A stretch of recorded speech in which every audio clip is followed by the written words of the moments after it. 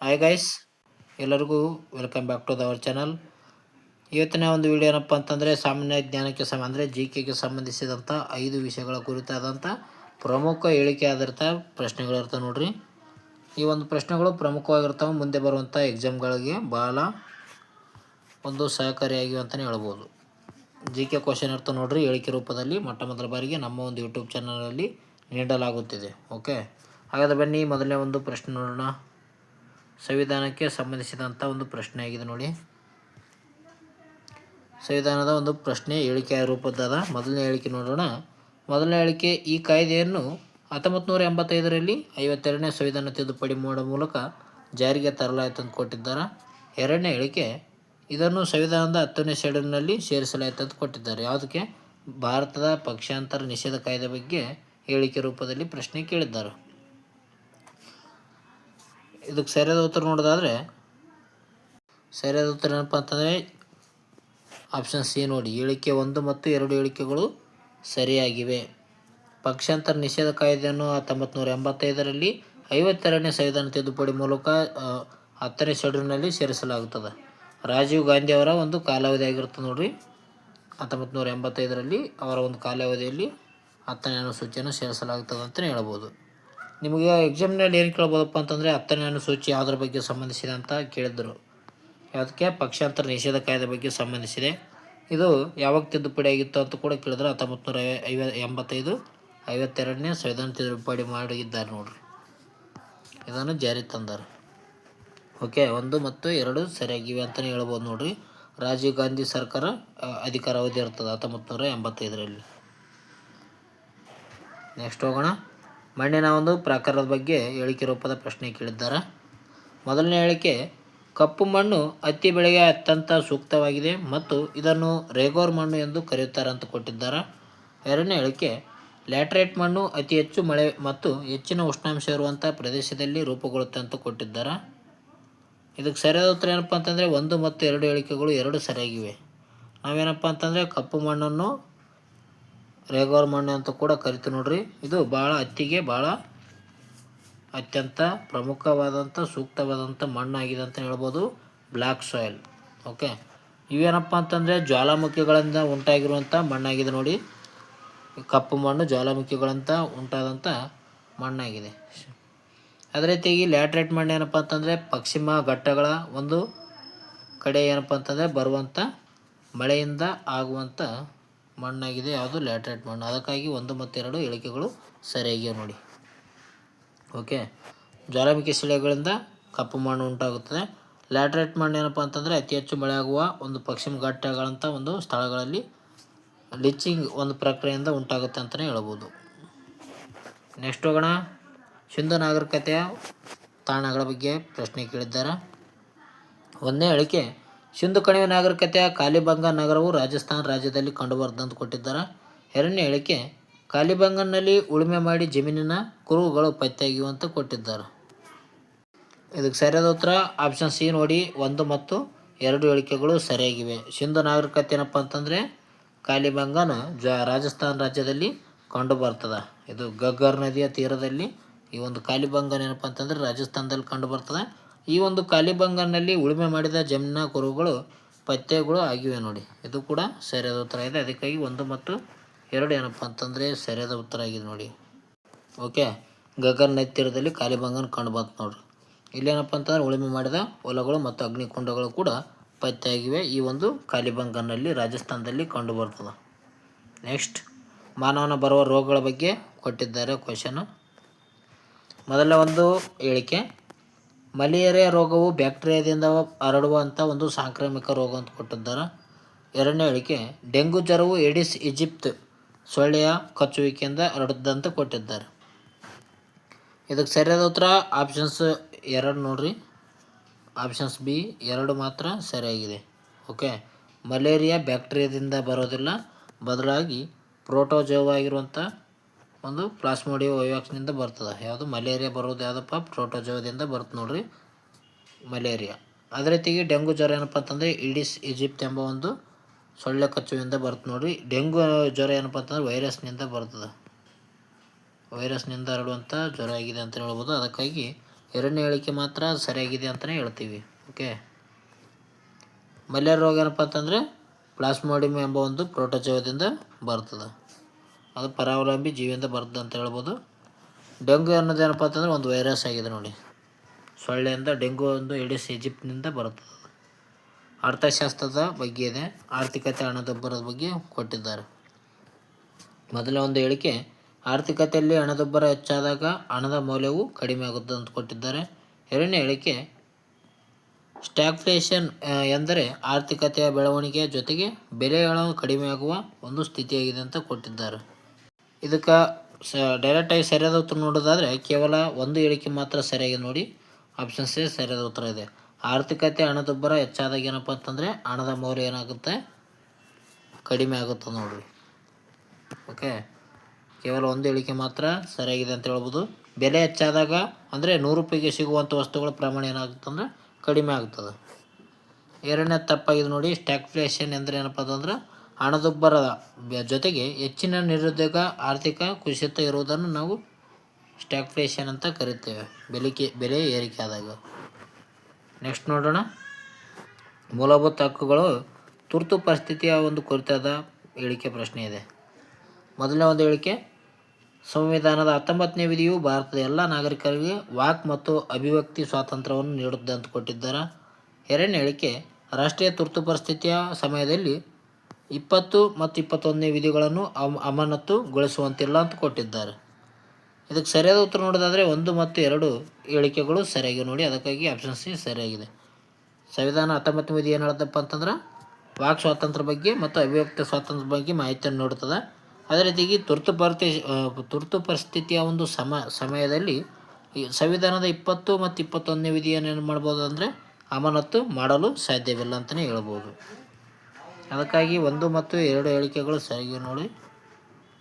1 ಮತ್ತು 2 ಹೇಳಿಕೆಗಳು ಸರಿಯಾಗಿವೆ. 44ನೇ ಸಂವಿಧಾನ ತಿದ್ದುಪಡಿ ನಂತರ ಏನು ಮಾಡ್ತಾರೆ ಅಂದರೆ 352ನೇ ವಿಧಿಯಡಿಯಲ್ಲಿ ರಾಷ್ಟ್ರೀಯ ತುರ್ತು ಪರಿಸ್ಥಿತಿಯನ್ನು ಹೇರಿದಾಗಲೂ ಜೀವಿಸುವ ಹಕ್ಕು 21ನೇ ವಿಧಿ, ಅದೇ ರೀತಿಯಾಗಿ ಅಪರಾಧಿಗಳ ಶಿಕ್ಷೆ ರಕ್ಷಣೆ ಹಕ್ಕು 20ನೇ ವಿಧಿಯನ್ನು ಏನಪ್ಪ ಅಂತಂದರೆ ಕಿತ್ತುಕೊಳ್ಳುವಂತಲ್ಲ ಅಂತ ಸ್ಪಷ್ಟಪಡಿಸ್ತದೆ ಅಂತಲೇ ಹೇಳ್ತೀವಿ. 21ನೇ ವಿಧಿಯನ್ನು ಜೀವಿಸುವ ಹಕ್ಕಿದೆ. 20ನೇ ವಿಧಿ ಏನಪ್ಪ ಅಂತಂದರೆ ಅಪರಾಧಿಗಳ ಒಂದು ಶಿಕ್ಷೆಯ ರಕ್ಷಣೆ ಬಗ್ಗೆ ನೀಡ್ತದೆ. ನೆಕ್ಸ್ಟ್ ನೋಡೋಣ. ಹವಾಮಾನದ ಬಗ್ಗೆ ಕೊಟ್ಟಿದ್ದಾರೆ. ಎಲ್ ನೀನು ಮೊದಲನೇ ಒಂದು ಹೇಳಿಕೆ ನೋಡೋಣ. ಮೊದಲನೇ ಒಂದು ಹೇಳಿಕೆ ಎಲ್ ನೀನೋ ವಿದ್ಯಮಾನವು ಪೆಸಿಫಿಕ್ ಮಹಾಸಾಗರದ ಮೇಲ್ಮೈನಲ್ಲಿ ನೀರಿನ ಒಂದು ತಾಪಮಾನವು ಅಸಾಮಾನ್ಯವಾಗಿ ಹೆಚ್ಚಾಗುವಂಥ ಪ್ರಕ್ರಿಯೆಯಾಗಿದೆ ಅಂತ ಕೊಟ್ಟಿದ್ದಾರೆ. ಎರಡನೇ ಹೇಳಿಕೆ ಎಲ್ ನೀನೋ ಕಾಣಿಸಿಕೊಂಡ ವರ್ಷದಲ್ಲಿ ಭಾರತವು ಮುಂಗಾರು ಮಳೆಯ ಪ್ರಮಾಣವು ಸಾಮಾನ್ಯವಾಗಿ ಹೆಚ್ಚಾಗುತ್ತೆ ಅಂತ ಕೊಟ್ಟಿದ್ದಾರೆ. ಇದಕ್ಕೆ ಸರಿಯಾದ ಉತ್ತರ ನೋಡೋಣ. ಸರಿಯಾದ ಉತ್ತರ 1ನೇ ಹೇಳಿಕೆ ಮಾತ್ರ ಸರಿಯಾಗಿದೆ, 2ನೇ ಹೇಳಿಕೆ ತಪ್ಪಾಗಿದೆ ನೋಡಿ. ಅದಕ್ಕಾಗಿ ಎ ಮಾತ್ರ ಸರಿಯಾಗಿದೆ. ಆಪ್ಷನ್ ಸಿ ಸರಿಯಾದ ಉತ್ತರ. ಎಲ್ ನೀನೋ ಏನಪ್ಪ ಅಂತಂದರೆ ಪೆಸಿಫಿಕ್ ಮಹಾಸಾಗರದಂಥ ಒಂದು ಬೆಚ್ಚಗಿನ ಪ್ರವಾಹ ಆಗಿದೆ ನೋಡಿ. ಎಲ್ ನೀನೋ ಅನ್ನೋದು ಏನಪ್ಪ ಅಂತಂದರೆ ಒಂದು ಬೆಚ್ಚಗಿನ ಪ್ರವಾಹ. ಇದು ಎಲ್ಲಿ ಕಂಡು ಬರ್ತದೆ ಅಂದರೆ ಪೆಸಿಫಿಕ್ ಮಹಾಸಾಗರದಲ್ಲಿ ಕಂಡು ಬರ್ತದೆ. ಅದೇ ರೀತಿಯಾಗಿ ಇದು ಕಾಣಿಸ್ಕೊಂಡಂಥ ವರ್ಷದಲ್ಲಿ ಏನಪ್ಪ ಅಂತಂದರೆ ಭಾರತದಲ್ಲಿ ಮುಂಗಾರು ಆಗೋದಿಲ್ಲ, ಬದಲಾಗಿ ಬರಗಾಲ ಉಂಟಾಗುತ್ತೆ ಅಂತಲೇ ಹೇಳ್ಬೋದು. ಬರಗಾಲ ಉಂಟಾಗುತ್ತದೆ ಎಲ್ ನೀನೋ ಕಾಣಿಸ್ಕೊಂಡಾಗ. ಅದಕ್ಕಾಗಿ ಕೇವಲ 1ನೇ ಹೇಳಿಕೆ ಮಾತ್ರ ಸರಿಯಾಗಿದೆ ನೋಡಿ. 1 ಹೇಳಿಕೆ ಮಾತ್ರ ಸರಿಯಾಗಿದೆ ನೋಡಿ. ಬರಗಾಲ ಉಂಟಾಗುತ್ತದೆ ಎಲ್ ನೀನೋ ಕಾಣಿಸ್ಕೊಂಡಾಗ. ನೆಕ್ಸ್ಟ್ ಕರ್ನಾಟಕದ ಕದಂಬ ವಂಶದ ಕೊಟ್ಟಿದ್ದಾರೆ. ಮುಂದಿನ ಪ್ರಶ್ನೆ ಹೇಳಿಕೆ ಕೊಟ್ಟಿದ್ದಾರೆ. ಕದಂಬ ರಾಜವಂಶವನ್ನು ಮಯೂರ ಶರ್ಮನು ಸ್ಥಾಪಿಸಿದರು ಮತ್ತು ಬನವಾಸಿ ಇವರ ರಾಜಧಾನಿಯಾಗಿತ್ತು ಅಂತ ಕೊಟ್ಟಿದ್ದಾರೆ. ಎರಡನೇ ಹೇಳಿಕೆ ಕದಂಬರ ಇತಿಹಾಸ ಬಗ್ಗೆ ತಿಳಿಸುವ ಪ್ರಮುಖ ಸಂಸ್ಕೃತ ಶಾಸನ ಯಾವುದಂದರೆ ತಾಳಗುಂದ ಶಾಸನವಾಗಿದೆ ಅಂತ ಕೊಟ್ಟಿದ್ದಾರೆ. ಇದಕ್ಕೆ ಸರಿಯಾದ ಉತ್ತರ 1 ಮತ್ತು 2 ಹೇಳಿಕೆಗಳು ಸರಿಯಾಗಿ ನೋಡಿ. ಕದಂಬ ರಾಜವಂಶದ ಒಂದು ಸ್ಥಾಪಕ ಯಾರಪ್ಪ ಅಂತಂದರೆ ಮಯೂರ ಶರ್ಮ ಅಥವಾ ಮಯೂರವರ್ಮ ಅಂತ ಕೂಡ ಕರೀತಾರೆ. ಈತನ ರಾಜಧಾನಿ ಬನವಾಸಿ ಆಗಿರುತ್ತೆ ನೋಡ್ರಿ. ಈ ಒಂದು ಕದಂಬರ ಒಂದು ಇತಿಹಾಸ ಬಗ್ಗೆ ತಿಳಿಸುವಂಥ ಪ್ರಮುಖ ಸಂಸ್ಕೃತ ಶಾಸನ ಯಾವುದಪ್ಪ ಅಂತಂದರೆ ತಾಳಗುಂದ ಶಾಸನ. ಕರ್ನಾಟಕದಲ್ಲಿ ದೊರೆತಿರುವಂಥ ಸಂಸ್ಕೃತ ಶಾಸನ ಯಾವುದಪ್ಪ ಅಂತಂದರೆ ತಾಳಗುಂದ ಶಾಸನ ಆಗಿದೆ ನೋಡಿ. ಕರ್ನಾಟಕದಲ್ಲಿ ದೊರೆತಂಥ ಸಂಸ್ಕೃತ ಶಾಸನ ತಾಳಗುಂದ ಶಾಸನ. ಇದು ಕಾಕುಸ್ಥ ವರ್ಮನ ಬಗ್ಗೆ ಮಾಹಿತಿಯನ್ನು ನೀಡುತ್ತದೆ ನೋಡ್ರಿ, ರಾಜ್ಯ ಆಗಿರುವಂಥ ಕಾಕುಸ್ಥ. ಓಕೆ, 2 ಹೇಳಿಕೆಗಳು ಸರಿಯಾಗಿವೆ ಅಂತಲೇ ಹೇಳ್ಬೋದು ನೋಡ್ರಿ. ತಾಳಗುಂದ ಶಾಸನವು ಕದಂಬರ ಮೂಲ ಮತ್ತು ಮಯೂರ ಶರ್ಮನ ಬಗ್ಗೆ ಹೋರಾಟದ ಕಥೆಗಳನ್ನು ವಿವರಣೆಯನ್ನು ನೀಡುತ್ತದೆ. ಕಾಕುಸ್ತವರ್ಮನ ಬಗ್ಗೆ ಮಾಹಿತಿಯನ್ನು ನೀಡೋದು ಯಾವುದಪ್ಪ ಅಂತಂದರೆ ಹಲ್ಮಿಡಿ ಶಾಸನ ನೋಡಿರಿ. ಹಲ್ಮಿಡಿ ಶಾಸನಪ್ಪ ಅಂತಂದರೆ ಕಾಕುಸ್ತವರ್ಮನ ಬಗ್ಗೆ ಮಾಹಿತಿಯನ್ನು ನೀಡುತ್ತದೆ ಅಂತ ಹೇಳ್ಬೋದು. 450ರಲ್ಲಿ ಇದು ದೊರೆಯುತ್ತದೆ. ನೆಕ್ಸ್ಟ್ ನೋಡೋಣ, ಬೆಳಕಿನ ಗುಣಲಕ್ಷಣ ಬಗ್ಗೆ ಕೊಟ್ಟಿದ್ದಾರೆ. ಮೊದಲನೇ ಹೇಳಿಕೆ, ಆಕಾಶವು ನೀಲಿಯಾಗಿ ಕಾಣಲು ಬೆಳಕಿನ ವಕ್ರೀಭವನ ಕಾರಣವಾಗಿದೆ ಅಂತ ಕೊಟ್ಟಿದ್ದಾರೆ. ಎರಡನೇ ಹೇಳಿಕೆ, ಮಳೆಬಿಲ್ಲು ಮೂಡಲು ಬೆಳಕಿನ ಚದುರುವಿಕೆ, ವಕ್ರೀಭವನ ಮತ್ತು ಸಂಪೂರ್ಣ ಆಂತರಿಕ ಪ್ರತಿಫಲನ ಕಾರಣವಾಗಿದೆ ಅಂತ ಕೊಟ್ಟಿದ್ದಾರೆ. ಇದಕ್ಕೆ ಸರಿಯಾದ ಉತ್ತರ ಏನಪ್ಪ ಅಂತಂದರೆ ಎರಡನೇ ಹೇಳಿಕೆ ಮಾತ್ರ ಸರಿಯಾಗಿದೆ ನೋಡಿರಿ. ಒಂದನೇ ಹೇಳಿಕೆ ತಪ್ಪಾಗಿದೆ. ಓಕೆ, ಒಂದನೇ ಹೇಳಿಕೆ ತಪ್ಪು. ಓಕೆ, ಎರಡನೇ ಹೇಳಿಕೆ ಮಾತ್ರ ಸರಿಯಾಗಿದೆ. ಯಾಕಪ್ಪ ಅಂತಂದರೆ ಮೊದಲನೇ ಹೇಳಿಕೆಯಲ್ಲಿ ಏನು ಕೊಟ್ಟಿದ್ದಾರೆ ನೋಡ್ರಿ, ಆಕಾಶ ನೀಲಿಯಾಗಿ ಕಾಣಲು ಏನಪ್ಪ ಅಂತಂದರೆ ಬೆಳಕಿನ ವಕ್ರೀಭವನ ಅಂತ ಕೊಟ್ಟಿದ್ದಾರೆ. ಇದು ಬೆಳಕಿನ ವಕ್ರೀಭವನ ಅಲ್ಲ, ಬೆಳಕಿನ ಚದುರುವಿಕೆ ಅಂತಲೇ ಹೇಳ್ತೀವಿ. ಚದುರುವಿಕೆ ಅಂದರೆ ಏನಪ್ಪ ಅಂತಂದರೆ ಬೆಳಕಿನ ಒಂದು ಆಕಾಶ ನೀಲಿಯಾಗಿ ಬಣ್ಣಾಗಿ ಕಾಣ್ತದೆ ಬೆಳಕಿನ ಚದುರುವಿಕೆಯಿಂದ. ಸಿ ವಿ ರಾಮನ್ ಅವರು ಕೂಡ ಬೆಳಕಿನ ಚದುರುವಿಕೆ ಬಗ್ಗೆ ಅಧ್ಯಯನ ಮಾಡಿರ್ತಾರೆ ನೋಡ್ರಿ. ಅವರಿಗೆ ಕೂಡ 1930ರಲ್ಲಿ ಅವರಿಗೆ ನೊಬೆಲ್ ಪ್ರಶಸ್ತಿ ನೀಡ್ತಾರೆ ಭೌತಶಾಸ್ತ್ರದಾಗ. ಅದೇ ರೀತಿ ಎರಡನೇ ಹೇಳಿಕೆ ಸರಿಯಾಗಿದೆ ನೋಡಿ. ಮಳೆಬಿಲ್ಲು ಮೂಡಲು ಏನಪ್ಪ ಅಂತಂದರೆ ಬೆಳಕಿನ ಚದುರುವಿಕೆ, ವಕ್ರೀಭವನ, ಸಂಪೂರ್ಣ ಆಂತರಿಕ ಪ್ರತಿಫಲನ ಕಾರಣವಾಗಿದೆ ಅಂತ ಹೇಳ್ಬೋದು. ಅದಕ್ಕಾಗಿ ಎರಡನೇ ಹೇಳಿಕೆ ಮಾತ್ರ ಸರಿಯಾಗಿದೆ. ನೋಡಿ. ಓಕೆ, ಎರಡನೇ ಹೇಳಿಕೆ ಮಾತ್ರ ಸರಿಯಾಗಿದೆ ಅಂತ ಹೇಳ್ಬೋದು ನೋಡಿರಿ. ಬೆಳಕಿನ ಚದುರುವಿಕೆ ಆಗಿರ್ತದೆ. ನೀಲಿ ಬಣ್ಣ ಹೆಚ್ಚು ಚದುರಿಸ್ತದೆ ಅಂತಲೇ ಹೇಳ್ತೀವಿ. ಓಕೆ, ನೆಕ್ಸ್ಟ್ ಹೋಗೋಣ. ಭಾರತ ಜೀವಗೋಳ ಮೀಸಲು ಪ್ರದೇಶ ಬಗ್ಗೆ ಕೊಟ್ಟಿದ್ದಾರೆ. ಮೊದಲನೇ ಹೇಳಿಕೆ, ನೀಲಗಿರಿಯು ಜೀವಗೋಳ ಮೀಸಲು ಪ್ರದೇಶವು ಭಾರತದ ಮೊಟ್ಟಮೊದಲ ಜೀವಗೋಳ ಮೀಸಲು ಪ್ರದೇಶ ಅಂತ ಘೋಷಣೆಯಾಗಿದೆ ಅಂತ ಕೊಟ್ಟಿದ್ದಾರೆ. ಎರಡನೇ ಹೇಳಿಕೆ, ಇದು ಕರ್ನಾಟಕ, ಕೇರಳ, ತಮಿಳುನಾಡು ರಾಜ್ಯಗಳನ್ನು ಹರಡಿಕೊಂಡಿದೆ ಅಂತ ಕೊಟ್ಟಿದ್ದಾರೆ. ಇದಕ್ಕೆ ಸರಿಯಾದ ಉತ್ತರ ಏನಪ್ಪ ಅಂತಂದರೆ ಎರಡು ಹೇಳಿಕೆಗಳು ಸರಿಯಾಗಿವೆ ಅಂತ ಹೇಳ್ಬೋದು ನೋಡಿರಿ. ನೀಲಗಿರಿ ಜೀವಗೋಳ ಮೀಸಲು ಪ್ರದೇಶ ಎಂದು ಭಾರತ ಮೊಟ್ಟಮೊದಲ ಜೀವಗೋಳ ಮೀಸಲು ಪ್ರದೇಶ ಅಂತಲೇ ಹೇಳ್ತೀವಿ ನೋಡಿರಿ. 1986ರಲ್ಲಿ ಇದನ್ನು ಜೀವಗೋಳ ಮೀಸಲು ಪ್ರದೇಶ ಅಂತ ಘೋಷಣೆ ಮಾಡ್ತಾರೆ. ಕರ್ನಾಟಕ, ಕೇರಳ, ತಮಿಳುನಾಡಿನಲ್ಲಿ ಮಧ್ಯದಲ್ಲಿ ಕಂಡುಬರುತ್ತೆ. ಪ್ರಮುಖವಾಗಿ ಬಂಡೀಪುರ, ನಾಗರಹೊಳೆ, ಮಧುಮಲೆ ಮತ್ತು ವಯನಾಡು ಅರಣ್ಯ ಪ್ರದೇಶಗಳಲ್ಲಿ ಕಂಡುಬರುತ್ತೆ ನೋಡ್ರಿ ನೀಲಗಿರಿ ಅಂತ ಹೇಳ್ತೀವಿ. ನೀಲಗಿರಿಯ ಅತ್ಯಂತ ಒಂದು ದೊಡ್ಡದಾದ ಬೆಟ್ಟ ಅಂದರೆ ಯಾವುದಂದ್ರೆ ದೊಡ್ಡ ಬೆಟ್ಟ ನೋಡ್ರಿ. ನೀಲಗಿರಿಯ ಅತ್ಯಂತ ದೊಡ್ಡ ಶಿಖರ ಯಾವುದಪ್ಪ ಅಂತಂದ್ರೆ ದೊಡ್ಡ ಬೆಟ್ಟ ಅಂತ ನಾವು ಹೇಳ್ತೀವಿ. ಮುಂದಿನ ಪ್ರಶ್ನೆ ಹೋಗೋಣ. ಭಾರತಕ್ಕೆ ಯುರೋಪಿನ ಆಗಮನದ ಬಗ್ಗೆ ಹೇಳಿಕೆ ರೂಪದ ಪ್ರಶ್ನೆ ಇದೆ. ಮೊದಲ ಹೇಳಿಕೆ, ಭಾರತಕ್ಕೆ ಸಮುದ್ರ ಮಾರ್ಗವನ್ನು ಕಂಡುಹಿಡಿದ ವಾಸ್ಕೋ ಡಿ ಗಾಮನು 1498ರಲ್ಲಿ ಕಲ್ಲಿಕೋಟೆಗೆ ತಲುಪಿದನಂತ ಕೊಟ್ಟಿದ್ದಾರೆ. ಎರಡನೇ ಹೇಳಿಕೆ, ಭಾರತಕ್ಕೆ ವ್ಯಾಪಾರಕ್ಕಾಗಿ ಬಂದ ಮೊದಲಿಗರು ಬ್ರಿಟಿಷರಾಗಿದ್ದಾರೆ ಮತ್ತು ಕೊನೆಯೋಗರು ಪೋರ್ಚುಗೀಸರಾಗಿದ್ದಾರೆ ಅಂತ ಕೊಟ್ಟಿದ್ದಾರೆ. ಇದಕ್ಕೆ ಸರಿಯಾದ ಉತ್ತರ ಒಂದು ಹೇಳಿಕೆ ಮಾತ್ರ ಸರಿಯಾಗಿದೆ ನೋಡಿ. ಭಾರತಕ್ಕೆ ಎರಡನೇ ಹೇಳಿಕೆ ತಪ್ಪಾಗಿದೆ, ಒಂದನೇ ಹೇಳಿಕೆ ಸರಿಯಾಗಿದೆ. ಭಾರತಕ್ಕೆ ವ್ಯಾಪಾರಕ್ಕಾಗಿ ಬಂದ ಮೊದಲಿಗರು ಯಾರಪ್ಪ ಅಂತಂದರೆ ಪೋರ್ಚುಗೀಸರಾಗಿರ್ತಾರೆ. ಹೋದರು ಕೂಡ ಪೋರ್ಚುಗೀಸರೇ, ಕೊನೆಯದಾಗಿ ಹೋದರು ಕೂಡ ಪೋರ್ಚುಗೀಸರು ನೋಡ್ರಿ. ಓಕೆ, ಭಾರತಕ್ಕೆ ಸಮುದ್ರ ಮಾರ್ಗವನ್ನು ಕಂಡುಹಿಡಿದವರು ವಾಸ್ಕೋ ಡಿ ಗಾಮ 1498 ಮೇ 17ನೇ ತಾರೀಕು ಕಲ್ಲಿಕೋಟೆಗೆ ಬಂದಿರ್ತಾನೆ. ಕಲ್ಲಿಕೋಟೆ ರಾಜ ಆಗಿರುವಂಥ ಜಾಮೋರಿನ್ ಏನು ಮಾಡ್ತಾನೆ ಅಂದರೆ ಸ್ವಾಗತವನ್ನು ಮಾಡಿಕೊಳ್ತಾನೆ ಅಂತಲೇ ಹೇಳ್ಬೋದು. ಅದಕ್ಕಾಗಿ ಒಂದನೇ ಹೇಳಿಕೆ ಮಾತ್ರ ಸರಿಯಾಗಿದೆ ನೋಡಿ. ಓಕೆ, ಒಂದನೇ ಹೇಳಿಕೆ ಮಾತ್ರ ಸರಿಯಾಗಿದೆ. ಇವರು 1961ರಲ್ಲಿ ಹೋಗುತ್ತಾರೆ ಅಂತಲೇ ಹೇಳ್ಬೋದು. ನೆಕ್ಸ್ಟ್ ಹೋಗೋಣ. ಭಾರತೀಯ ಶಾಸ್ತ್ರೀಯ ಭಾಷೆ ಬಗ್ಗೆ ಮಾಹಿತಿ ಇದೆ. ಮೊದಲನೇ ಹೇಳಿಕೆ, ಭಾರತದಲ್ಲಿ ಮೊಟ್ಟ ಮೊದಲ ಬಾರಿಗೆ ಶಾಸ್ತ್ರೀಯ ಭಾಷೆ ಸ್ಥಾನಮಾನ ಪಡೆದಂಥ ಭಾಷೆ ತಮಿಳು ಅಂತ ಕೊಟ್ಟಿದ್ದಾರೆ. ಎರಡನೇ ಹೇಳಿಕೆ, ಕನ್ನಡ ಭಾಷೆಗೆ 2008ರಲ್ಲಿ ಅಧಿಕೃತವಾಗಿ ಶಾಸ್ತ್ರೀಯ ಭಾಷೆ ಸ್ಥಾನಮಾನ ನೀಡಲಾಯಿತು ಅಂತ ಕೊಟ್ಟಿದ್ದಾರೆ ನೋಡ್ರಿ. ಇದಕ್ಕೆ ಸರಿಯಾದ ಉತ್ತರ 1 ಮತ್ತು 2 ಹೇಳಿಕೆಗಳು ಸರಿಯಾಗಿವೆ ನೋಡಿ. ಆಪ್ಷನ್ ಸಿ ಸರಿಯಾದ ಉತ್ತರ ಇದೆ. ಭಾರತ ಮೊಟ್ಟ ಮೊದಲ ಬಾರಿಗೆ ಶಾಸ್ತ್ರೀಯ ಭಾಷೆ ಸ್ಥಾನಮಾನ ನೀಡಿದ್ದು ಯಾವ್ದು ಭಾಷೆಗೆ ಅಂದರೆ ತಮಿಳು ಭಾಷೆಗೆ. ಇದು 2004ರಲ್ಲಿ ನೋಡಿ. 2004ರಲ್ಲಿ ಇದಕ್ಕೆ ತಮಿಳು ಶಾಸ್ತ್ರೀಯ ಭಾಷೆ ನೀಡ್ತಾರೆ ಭಾಷೆ. ಸರಿಯಾದ ಉತ್ತರ ಆಗಿತ್ತು ನೋಡ್ರಿ. ತಮಿಳು ಭಾಷೆಗೆ ಯಾವಾಗ 2004ರಲ್ಲಿ ನೀಡ್ತಾರೆ. 2005ರಲ್ಲಿ ಸಂಸ್ಕೃತ ಭಾಷೆಗೆ ನೀಡ್ತಾರೆ ನೋಡ್ರಿ. 2005ರಲ್ಲಿ ಸಂಸ್ಕೃತಕ್ಕೆ ಭಾಷೆಗೆ ನೀಡಲಾಗುತ್ತದೆ. ಓಕೆ, ಕನ್ನಡಕ್ಕೆ ಯಾವಾಗಪ್ಪ ಅಂತಂದರೆ ಕನ್ನಡ ಮತ್ತು ತೆಲುಗು ಭಾಷೆಗೆ 2008ರಲ್ಲಿ ಏಕಾಏಕಿ ನೀಡ್ತಾರೆ ನೋಡ್ರಿ.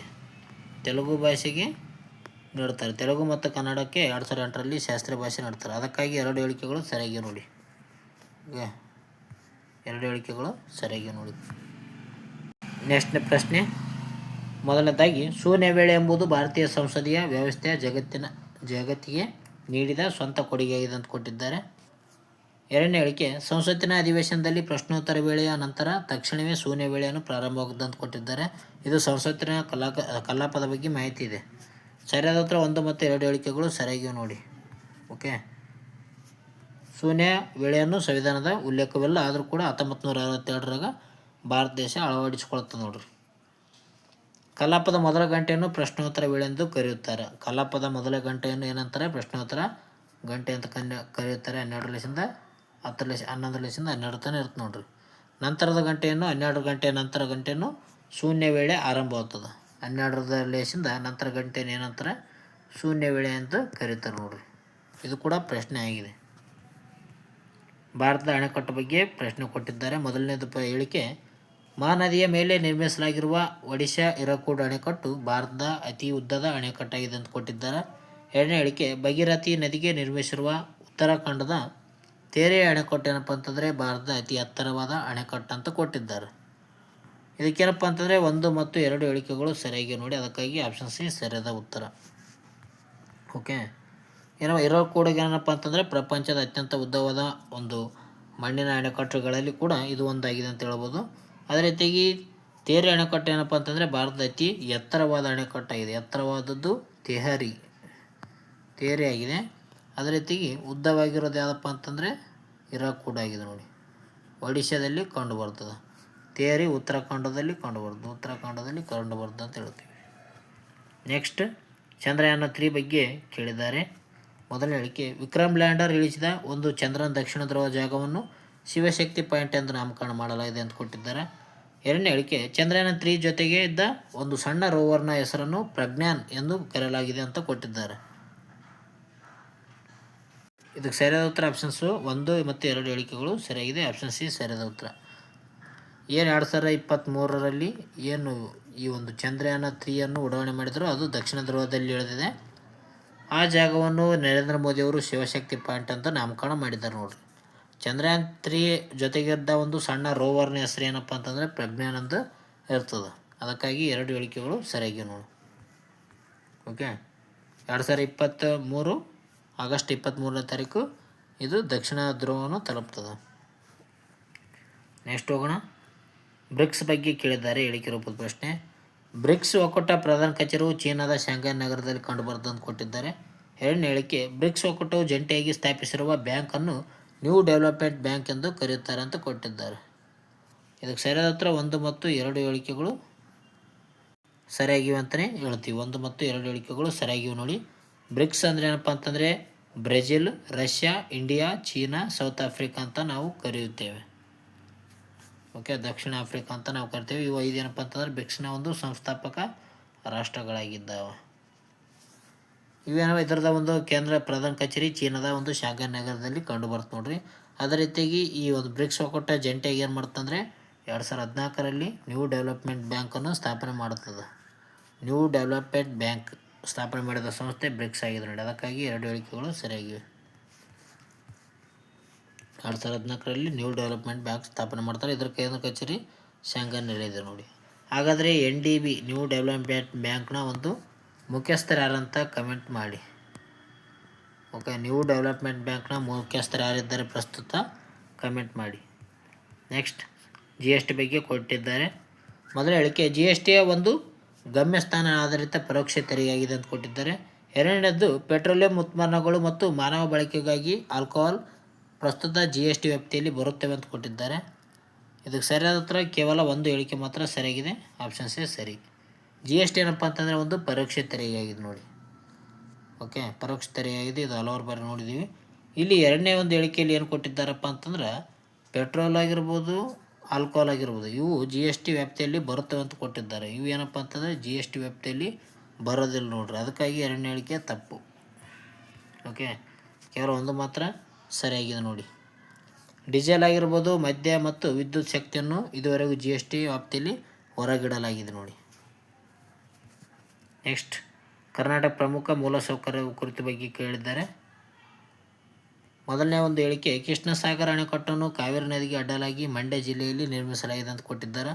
ಎರಡನೇ ಹೇಳಿಕೆ, ಕೃಷ್ಣರಾಜಸಾಗರ ಅಣೆಕಟ್ಟಿನ ಪ್ರಧಾನ ಇಂಜಿನಿಯರ್ ಸರ್ ಎಂ ವಿಶ್ವೇಶ್ವರಯ್ಯನವರು ಕಾರ್ಯನಿರ್ವಹಿಸಿದರು ಅಂತ ಕೊಟ್ಟಿದ್ದಾರೆ. ಸರಿಯಾದ ಉತ್ತರ 1 ಮತ್ತು 2 ಹೇಳಿಕೆಗಳು ಸರಿಯಾಗಿ ನೋಡಿ. ಕೃಷ್ಣಸಾಗರ ಅಣೆಕಟ್ಟು ಎಲ್ಲಿ ಕಂಡು ಬರ್ತದೆ ಅಂದರೆ ಮಂಡ್ಯ ಜಿಲ್ಲೆಯಲ್ಲಿ ಕಂಡು ಬರ್ತದೆ. ಇದು ಕಾವೇರಿ ನದಿಗೆ ಅಡ್ಡಲಾಗಿ ಕಟ್ಟಲಾಗಿದೆ. ಓಕೆ, ಇದನ್ನು ವಿಶ್ವೇಶ್ವರಯ್ಯನವರ ಕಾಲದಲ್ಲಿ ಕಟ್ಟಲಾಗ್ತದೆ ನೋಡ್ರಿ, ಅವರು ಇಂಜಿನಿಯರ್ ಆದಂಥ ಒಂದು ಸಮಯದಲ್ಲಿ. ಓಕೆ, KRS ಅಂತ ಕರಿತೀವಿ. ನಾಲ್ವಡಿ ಕೃಷ್ಣರಾಜ ಒಡೆಯರ್ ಆಳ್ವಿಕೆ ಕಾಲದಲ್ಲಿ ವಿಶ್ವೇಶ್ವರಯ್ಯನವರು ಅವರು ಏನು ಮಾಡ್ತಾರೆ ಅಂದರೆ ತಾಂತ್ರಿಕ ಮಾರ್ಗದರ್ಶನ ಈ ಒಂದು ಕನ್ನಂಬಾಡಿ ಕಟ್ಟೆಯನ್ನು 1932ರಲ್ಲಿ ಪೂರ್ಣಗೊಳಿಸಲಾಗುತ್ತದೆ ಅಂತಲೇ ಹೇಳ್ತೀವಿ. KRS ಮಂಡ್ಯದಲ್ಲಿ ಕಂಡು ಬರ್ತದೆ ನೋಡ್ರಿ, ವಂದಿಸಿ ಬರೆಯಲ್ಲಿ ಕೇಳಿದ್ರು ಒಂದು ಬಾರಿ. KRS ಅಂತ ಕೊಟ್ಟು ಇದು ಯಾವ ಒಂದು ಜಿಲ್ಲೆಯಲ್ಲಿ ಕಂಡು ಬರ್ತದೆ ಅಂತ ಕೊಟ್ಟಿದ್ದರು, ಮೈಸೂರು ಅಂತ ಕೊಡ್ತಾರೆ. ಮಂಡ್ಯ ಇತ್ತಂದರೆ ಮಂಡ್ಯಕ್ಕಾಗಿ. ಓಕೆ, ಭಾರತ ಸ್ವಾತಂತ್ರ್ಯ ಹೋರಾಟ ಒಂದು ಪ್ರಮುಖ ಘಟ್ಟಗಳ ಬಗ್ಗೆ ಕೇಳಿದ್ದಾರೆ. ಮೊದಲನೇ ಹೇಳಿಕೆ, 1905ರಲ್ಲಿ ಬಂಗಾಳ ವಿಭಜನೆಯ ಲಾರ್ಡ್ ಕರ್ಜನ್ನನ್ನು ಘೋಷಣೆ ಮಾಡುತ್ತಾನೆ ಅಂತ ಕೊಟ್ಟಿದ್ದಾರೆ. ಎರಡನೇ ಹೇಳಿಕೆ, ಬಂಗಾಳದ ವಿಭಜನೆಯನ್ನು ವಿರೋಧಿಸಿ ಭಾರತ ಸ್ವದೇಶಿ ಚಳವಳಿಯನ್ನು ಪ್ರಾರಂಭ ಮಾಡಿತು ಅಂತ ಕೊಟ್ಟಿದ್ದಾರೆ. ಇದು ಉತ್ತರ ನೋಡೋದಾದರೆ ಆಪ್ಷನ್ ಸಿ ನೋಡಿ. 1 ಮತ್ತು 2 ಹೇಳಿಕೆಗಳು ಸರಿಯಾಗಿವೆ. 1950 ಅಕ್ಟೋಬರ್ 16ರಂದು ಏನಾಗುತ್ತಂದರೆ ಈ ಒಂದು ಲಾರ್ಡ್ ಕರ್ಜನ್ ಏನು ಮಾಡ್ತಾರೆ ಅಂದರೆ ಬಂಗಾಳ ವಿಭಜನೆಯನ್ನು ಮಾಡ್ತಾರೆ ಅಂತಲೇ ಹೇಳ್ಬೋದು. 1905 ಅಕ್ಟೋಬರ್ 16ನೇ ತಾರೀಕು ಬಂಗಾಳ ವಿಭಜನೆ ಆದಂಥ ಒಂದು ದಿನಾಂಕ. ಓಕೆ, ಲಾರ್ಡ್ ಕರ್ಜನ್ ಬಂಗಾಳ ವಿಭಜನೆ ಮಾಡ್ತಾನೆ. ಈ ಒಂದು ವಿಭಜನೆಯನ್ನು ವಿರೋಧಿಸಿಗೆಸಿಂದ ಏನು ಮಾಡ್ತಾರಪ್ಪ ಅಂತಂದರೆ ಸ್ವದೇಶಿ ಚಳವಳಿಯನ್ನು ಪ್ರಾರಂಭ ಮಾಡ್ತಾರೆ ನೋಡಿರಿ. ಈ ರೀತಿಯಾದ ಕ್ವಶನ್ಗಳು ಕೂಡ ಬಂದಿದ್ದಾವೆ. ಯಾವ ರೀತಿ ಅಂದರೆ ಸ್ವದೇಶಿ ಚಳವಳಿ ಯಾವ ಒಂದು ಘಟನೆ ಬಗ್ಗೆ ಸಂಬಂಧಿಸಿದೆಪ್ಪ ಅಂತಂದ್ರೆ ಅದು ಬಂಗಾಳ ವಿಭಜನೆ ಬಗ್ಗೆ ಸಂಬಂಧಿಸಿದೆ ನೋಡಿ. ಓಕೆ, ಅದಕ್ಕಾಗಿ 2 ಹೇಳಿಕೆಗಳು ಸರಿಯಾಗಿವೆ ಅಂತ ಹೇಳ್ಬೋದು. ಆಡಳಿತ ಅನುಕೂಲಕ್ಕಾಗಿ ನೆಪೊಡಿ ಏನು ಮಾಡ್ತಾರೆ ಅಂದರೆ ಹಿಂದೂ ಮುಸ್ಲಿಮರ ಒಂದು ವಿಭಜನೆ ಮಾಡಲು ಸಲುವಾಗಿ ಲಾರ್ಡ್ ಕರ್ಜನ್ ಬಂಗಾಳ ವಿಭಜನೆ ಮಾಡ್ತಾನೆ 1955ರಲ್ಲಿ ಅಕ್ಟೋಬರ್ 16ನೇ ತಾರೀಕು 16ನೇ ತಾರೀಕು ಏನು ಮಾಡ್ತಾರೆ ಅಂದರೆ ವಿಭಜನೆ ಮಾಡ್ತಾರೆ. ಇದರ ವಿರುದ್ಧ ಏನು ಮಾಡ್ತಾರೆ ಅಂದರೆ ವಿದೇಶಿ ವಸ್ತುಗಳ ಬಹಿಷ್ಕಾರ ಮಾಡೋ ಮೂಲಕ ಸ್ವದೇಶಿ ಚಳವಳಿಯನ್ನು ಪ್ರಾರಂಭ ಮಾಡ್ತಾರೆ ಅಂತಲೇ ಹೇಳ್ತೀವಿ. ನೆಕ್ಸ್ಟ್ ಹೋಗೋಣ, ಕೊನೆಯ ಪ್ರಶ್ನೆ. ಭೂಮಿ ಮತ್ತು ವಾತಾವರಣದ ಮೂಲ ವಸ್ತುಗಳ ಬಗ್ಗೆ ಕೇಳಿದ್ದಾರೆ. ಮೊದಲನೇ ಹೇಳಿಕೆ, ವಾತಾವರಣದಲ್ಲಿ ಅತಿ ಹೆಚ್ಚು ಪ್ರಮಾಣದಲ್ಲಿರುವ ಅನಿಲ ಆಮ್ಲಜನಕ ಆಗಿದೆ ಅಂತ ಕೊಟ್ಟಿದ್ದಾರೆ. ಎರಡನೇ ಹೇಳಿಕೆ, ಭೂಮಿಯ ಹೊರಪದರದಲ್ಲಿ ಅತಿ ಹೆಚ್ಚು ಹೇರಳವಾಗಿರುವಂಥ ಲೋಹ ಅಲ್ಯೂಮಿನಿಯಂ ಆಗಿದೆ ಅಂತ ಕೊಟ್ಟಿದ್ದಾರೆ. ಅರ್ಥ ಕ್ರಸ್ಟ್ನಲ್ಲಿ ಕಂಡುಬರುವಂಥ ಹೇರಳವಾಗಿರುವಂಥ ಲೋಹ ಅಲ್ಯೂಮಿನಿಯಂ ಆಗಿದೆ ಅಂತ ಕೊಟ್ಟಿದ್ದಾರೆ. ಇದು ಉತ್ತರವನ್ನು ನೀವು ಕಮೆಂಟ್ ಮೂಲಕ ತಿಳಿಸಿ. ಓಕೆ, ಇದರ ಒಂದು ಉತ್ತರವನ್ನು ಕಮೆಂಟ್ ಮೂಲಕ ತಿಳಿಸಿ. ಈ ಒಂದು ವಿಡಿಯೋ ಇಷ್ಟ ಆಗಿತ್ತಪ್ಪ ಅಂತಂದರೆ ಲೈಕ್ ಮಾಡಿ, ಶೇರ್ ಮಾಡಿ, ಸಬ್ಸ್ಕ್ರೈಬ್ ಮಾಡಿ. ನಿಮ್ಮ ಸ್ನೇಹಿತರು ಕೂಡ ಈ ಒಂದು ವಿಡಿಯೋನ ಶೇರ್ ಮಾಡಿ ಸ್ನೇಹಿತರೆ.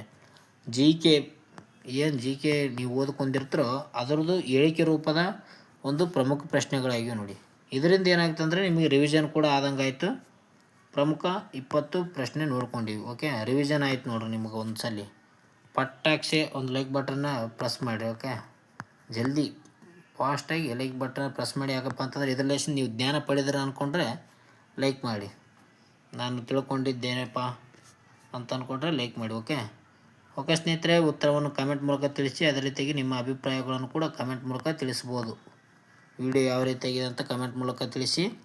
ಜೊತೆಗೆ ಇನ್ನೂ ಹೆಚ್ಚಿನ ಯಾವುದು ಮಾಹಿತಿ ಬೇಕು ಅಂತ ಅದು ಅನಿಸಿದ್ರು ಅದರನ್ನು ಕೂಡ ನೀವು ಹೇಳಿ, ಅದನ್ನು ಕೂಡ ಹೇಳಲು ಪ್ರಯತ್ನ ಪಡೋಣ. ಓಕೆ, ಮುಂದಿನ ವಿಡಿಯೋದಲ್ಲಿ ಸಿಗೋಣ ಫ್ರೆಂಡ್ಸ್. ಟೇಕ್ ಕೇರ್, ಬಾಯ್. ವಿಡಿಯೋ ನೋಡಿದ್ದಕ್ಕಾಗಿ ಎಲ್ಲರಿಗೂ ಧನ್ಯವಾದಗಳು. ಬಾಯ್.